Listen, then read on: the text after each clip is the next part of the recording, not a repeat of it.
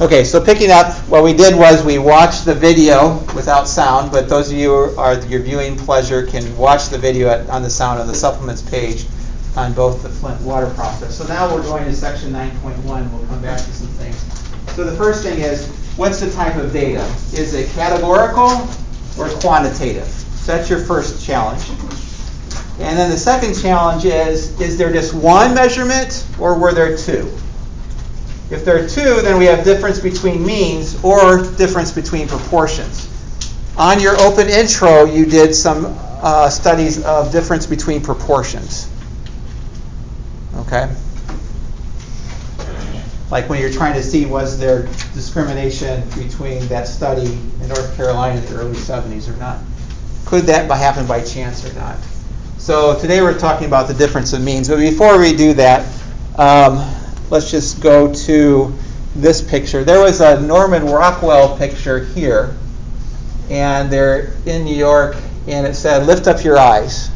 So it's like, lift up your eyes to the hills. Where shall my help come? My help comes from the Lord, maker of heaven and earth. And so this, in some sense, everybody is like with their face down and not lifting up their eyes, just kind of incorporated here. So then this person made a new one.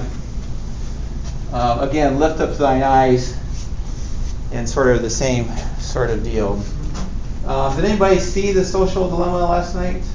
Any comments on that? Josh, did you have anything to? I mean, it was just kind of mind-blowing on how well, or how far we've come with like computing and how well, like, and how profitable that like these companies have been off of these algorithms that people are coming up with.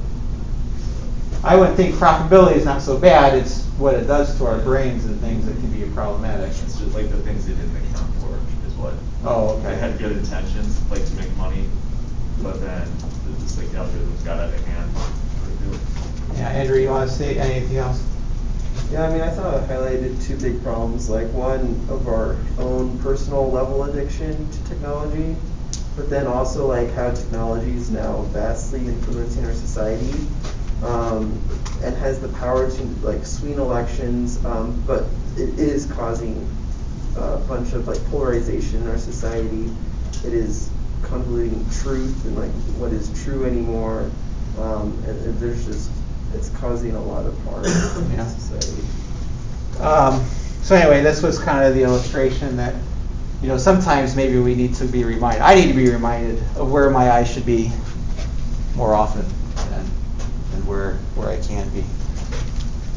And plus, I didn't even know this Norman Rockwell illustration existed. All right. So now what we're going to do is we're going to compare two independent samples. We have X and Y. So we have two random variables, X and Y. And we have that they're both independent. That's what we're doing today. And that's your Forest Green sheet in the back of your book. Another one you could have is that they're paired. Like you were this bloated, wrinkled person, and then you buy the exercise machine and you lost 40 pounds, you feel great, and wait, there's more kind of stuff. That's a before and after kind of comparison. That's where you have the pair data. And it's still independent. But if they're not independent, maybe we need to consider linear regression, as the covariance and the correlation comes into play in how X relates to Y and changes X. So today we have two independent samples, X and Y. And here are the basic assumptions. This is from section 9.1. Yes? Do you have an approximate page number in the book that we I would go with page number 90. Yeah, I go to page 90. We'll fill this in a little bit later, but I would go with page 90 to kind of to write this down. So we have a random sample from a distribution with mean and variance. M samples for X and N samples for Y. And that the X and Y's are independent of each other. The reason why we want that is if we have the expected value of X bar plus Y bar, or even minus Y bar, what is its expected value? Yeah, so that's the expected value of x bar minus the expected value of y bar. In other words, mean of x, mean of y. And notice that we're going to have the bar here, because remember the expected value of x bar is the same thing as expected value of x, and so we have means, so the means are that way. However, if we take a look at the variance of x bar minus y bar, When they're independent. when they're independent, that's okay. We get the variance of x bar and the variance of y bar, and we don't have to worry about any of these covariance stuff. No covariance do we have to worry about because they're independent. And what's the symbol between variance of x bar and variance of y bar? What mathematical symbol would we use? Plus. We use a plus because it's negative 1 squared. Is that called a plus symbol, like officially? I don't know. Yes, because that's what we were taught in second grade, so it still works, some things that we do. And this is sigma 1 squared over m. Is that what they have for x? Yes. Plus sigma 2 squared over n. But of course we can't estimate, we can't use the population standard deviation, because if we knew that, we probably knew the mean. So generally we use s1 squared over m plus s2 squared over n for the variance. So that's why the independence is very important. Otherwise, we have to deal with covariances. And I like covariances, but they just kind of are entangled, and sometimes I like my freedom. But freedom without responsibility is tyranny. Freedom without responsibility for your fellow human being is tyranny. All right, so there are two sample sizes. M is the number of observations in the first sample. N is the number of observations in the second sample. You can look at your forest green page for this. This is kind of the same sort of assumption that we do. And the reason why we might have two different sample sizes is that maybe one is more expensive or costs more, or some people drop off, some people are difficult, they quit or whatever. We just may have two different sample sizes for each one of those.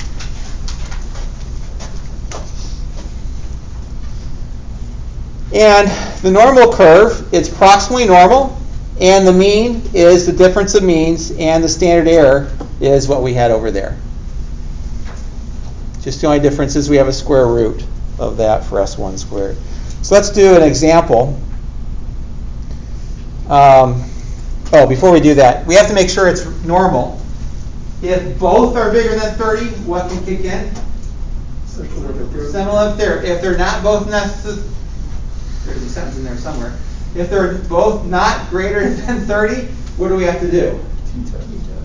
Well, check if they come from a normal distribution. Check to see if they both come from a normal distribution. That means use minitab for the probability distribution, or the probability plot, to make sure they're on the line.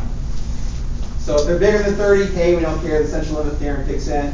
If one is less than 30, we have to check to make sure that it's following on that line for the probability plot. So independence is successful, and this could be like two different populations, women and men. Remember, there are just two genders for the purpose of mathematical reasons in this course.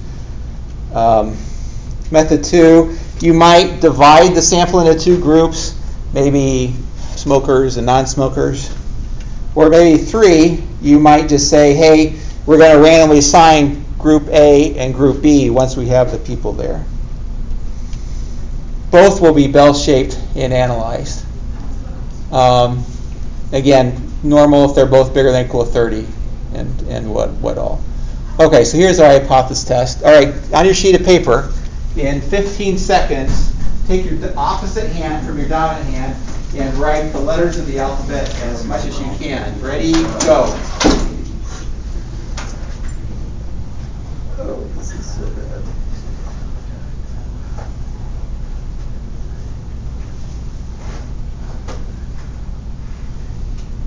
Okay, stop. Count the number that you had. So, Clay, how many did you get? 11. 11? 27. 27? There's not 27. 26. Allie?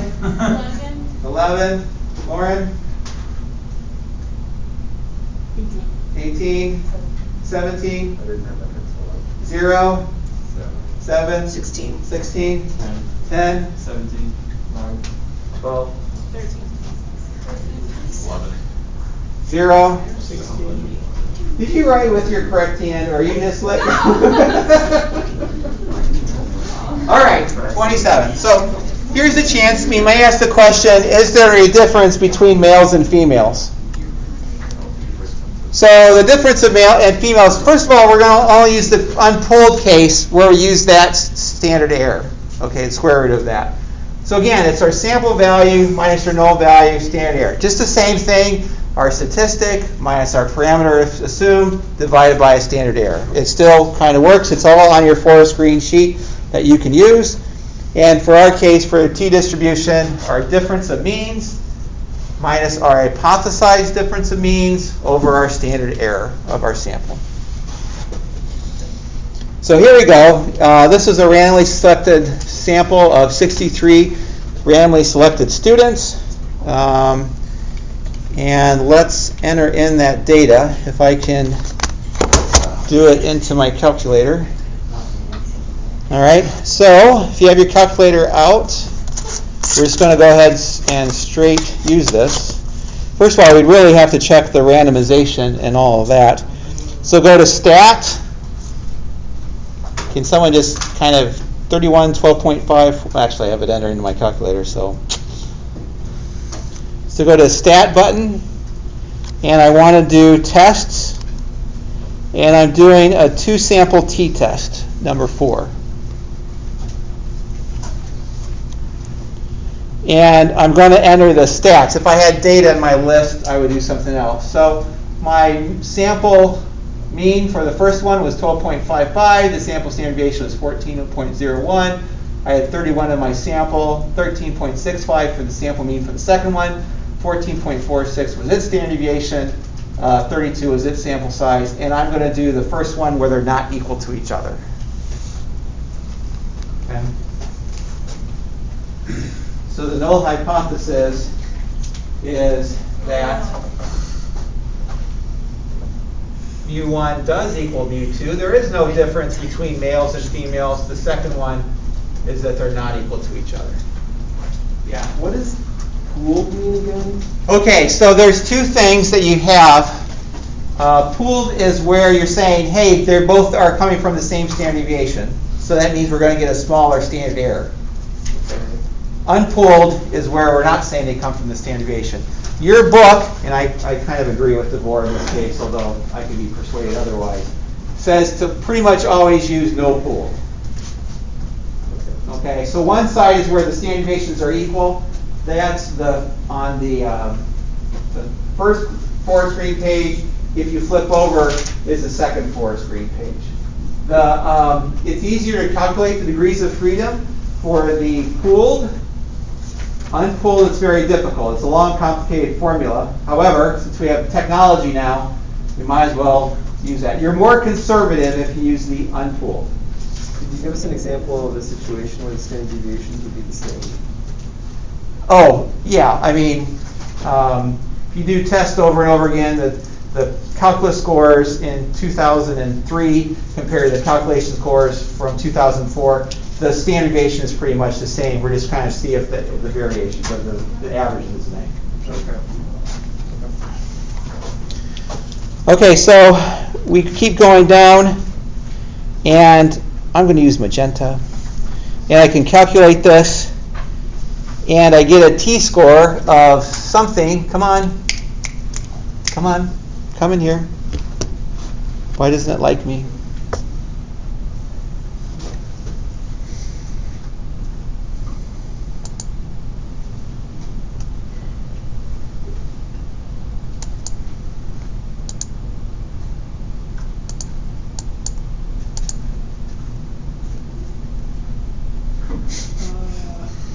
There we go. So your t-value is negative 1.03.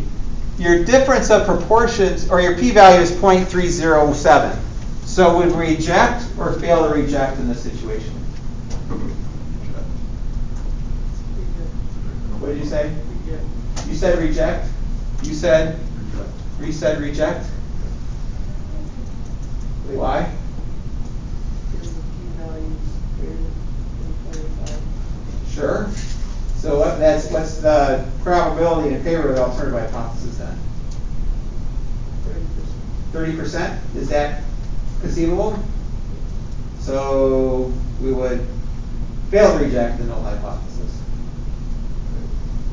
Wait, what was the What was my question that I asked? Did you mean the p-value is the probability? Assuming the null hypothesis is true, Yeah. of obtaining a result as extreme or more extreme in favor of the alternative. Right, yeah. Since that could happen 31% of the time, I would not reject my null hypothesis. Because it's bigger than 0.05, so I do not reject the null hypothesis. When your p-value is less than that, then that's the case. So isn't almost always the null hypothesis going to be like our first value is going to equal our second value? Not always. I mean, that's why we're testing it. It may not. Oh, what you're saying is it'll always be equal. Yes. For the null hypothesis. Yes, for the null hypothesis, it'll always be like mu1 is equal to mu2. So is that why, like when you're looking at how to calculate the test statistic, it's always -0 because the difference between those is always going to be 0? It's either, yeah, that's right. mu1, if you're saying the same, mu1 minus mu2 will equal 0. That's right. That's right. Good thing. But sometimes you want to say, are they 3 points better on average than others? Okay. And, it was random. We might want a bigger sample size. And since the p-value is not less than 0.0, we fail to reject the null hypothesis. Men and women do not appear. And so this is what I would suggest you do. Likely, appear, somewhat, probably. Don't say will, but kind of couch it. So you're saying it's not for sure. And so is the void sort of accepting the null hypothesis, yeah. How do we get a decimal degree number of degrees of freedom? Oh, because of that formula on the forest green, it is a long, complicated formula.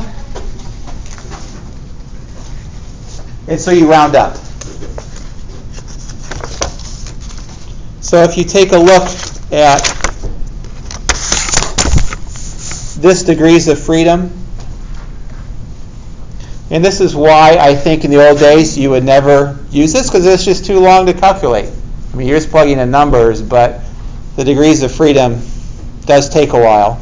But the degrees of freedom is already given to you here on your mini tab or your calculator. Okay, so I'm going to run and get my PowerPoint set up. At your table then, find 3 reasons why the polls were wrong in 2016. All the polls pretty much said that Hillary Clinton was going to win the presidential election. They were wrong. Why? So come up with 3 explanations.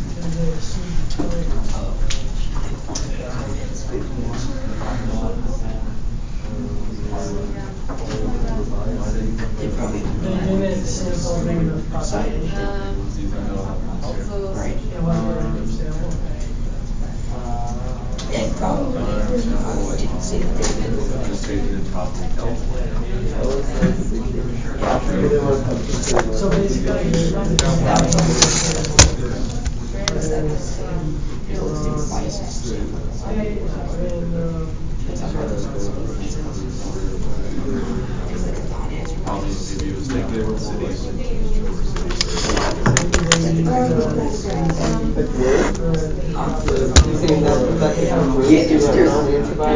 Yeah, is that the name of it? I think so. Non-response. Non-response, yeah. Would that be if they are not going to say that they're going to go with non-response? I think that's right.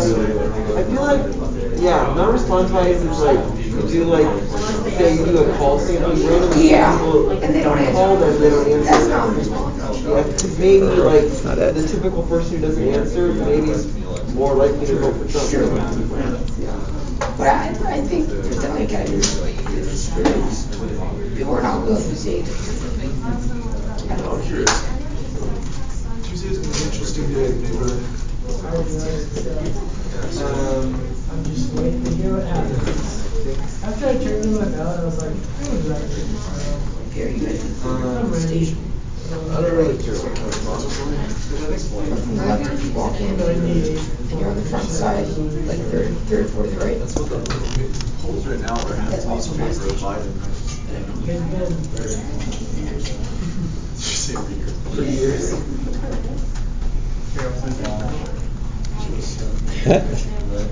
And maybe I don't know if it's here. Oh, yeah. I've already been there before. Maybe going down after that. I already watched it. Don't say anything. I was gonna watch He it. died. No! And maybe other those guys too. The boys. It's pretty brutal. We watched the boys. It's good. It's a All right. It's really good. So,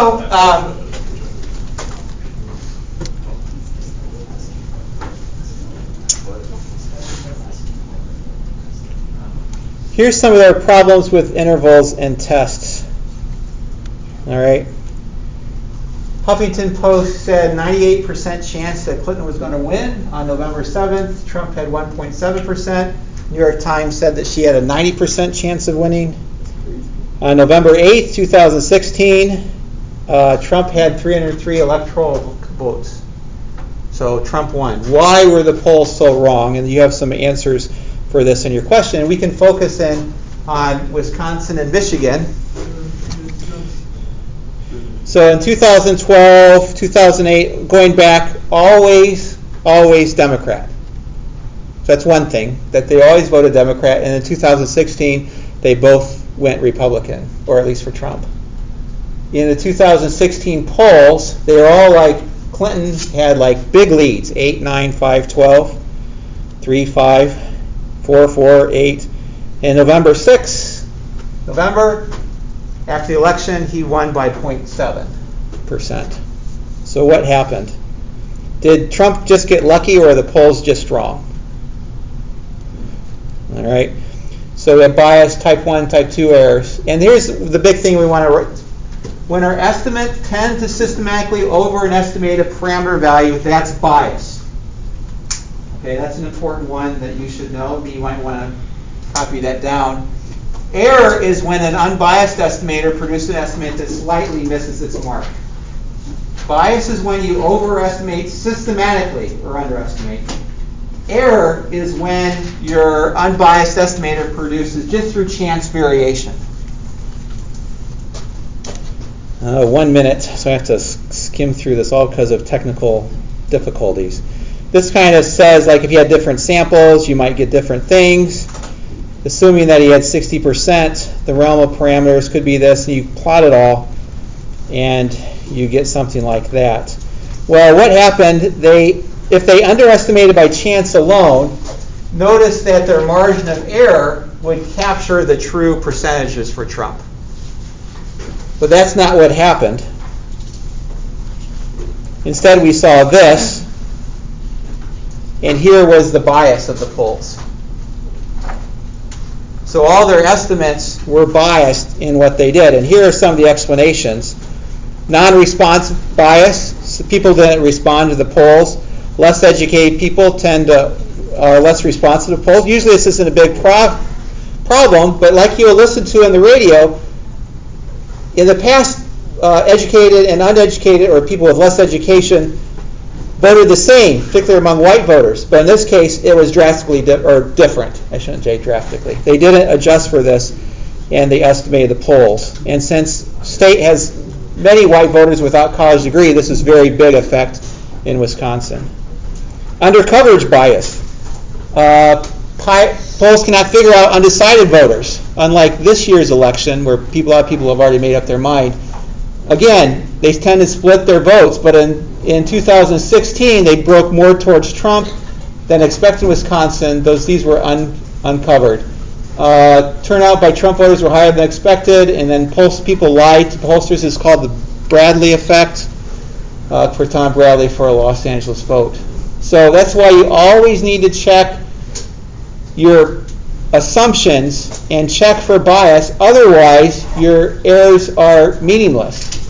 And so we will kind of talk about this more. And for Monday, I'll ask you, who do you think will win? Not who do you want to win, but who do you think will win? I don't know. on Tuesday. We'll pick this up on Tuesday. We're going back to probability to unbiased estimators and biased estimators. And hopefully technology will work a little better then. Josh! Mitch! Abby! Colin! Hallie! Colin! Abby! Abby! Andrew! David! Keegan! Sorry, got out. Alex! Oh, I see, so that's Katie. why they're not. Colin! David and Colin! Keegan! But they're getting everybody. And Mitch! Are you going to have a retake for this last? Yeah, when should I have it? Whenever you want to have it. I I don't think I know. could have it like at, hold on a second. Can it be